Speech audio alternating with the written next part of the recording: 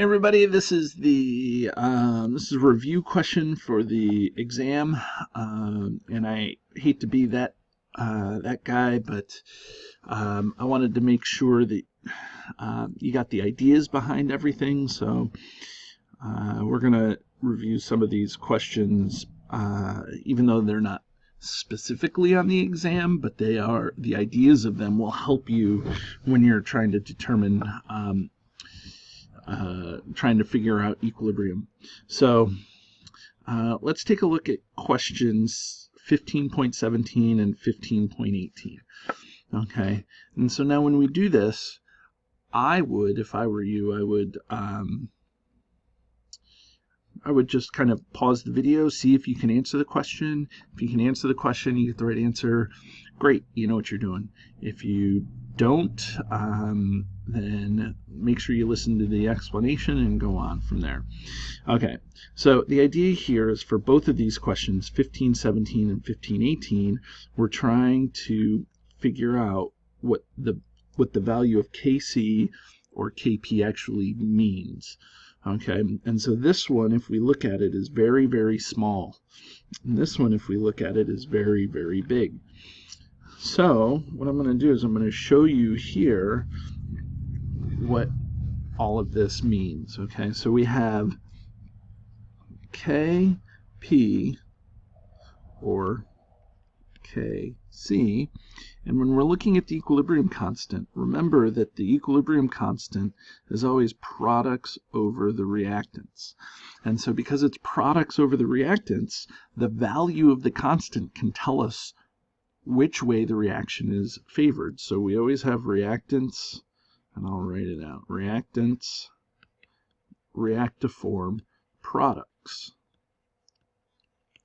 And so whichever one is bigger is going to dominate the reaction, and therefore we can look at the math and see how the value of Kp and Kc is going to be. So if we have a whole boatload of products, okay, if this is in equilibrium, but the equilibrium lies very far toward the products, that means you're going to have a huge number as the numerator and a small number as the denominator. And so that's going to make your Kp or Kc very large. Now in a different color, green here, if we have it reacting this way, now that means that your reactants are going to be favored, and you're going to have a large number of reactants and not a lot of products, and the Kp or Kc is going to be small. Okay, so now when we go back to this, we have a small Kp, so that means that because it's small, that means it's reactants favored. Okay, so this is going to, so we would write that that's reactants favored. Okay, and now this number is huge, so because it's huge, this is going to be a products favored. Okay, so now when we go down here to 15.18, we can kind of do the same idea. Here we have, it doesn't matter that it's Kp or Kc. The math is still the same, and the chemistry is still the same. So now we have a Kp that is very large. So if it is very large, that means that you're going to have a lot of products. If it's very small, like this guy, that means you're going to have a lot of reactants. Okay?